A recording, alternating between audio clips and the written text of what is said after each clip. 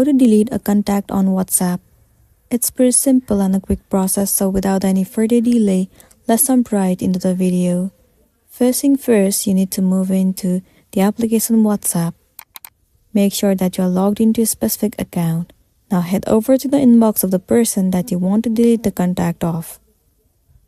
Once you're inside the inbox, tap on your profile icon at the very top of the screen. Tons of different options will be available to you. You simply need to scroll down and click on Contact Details.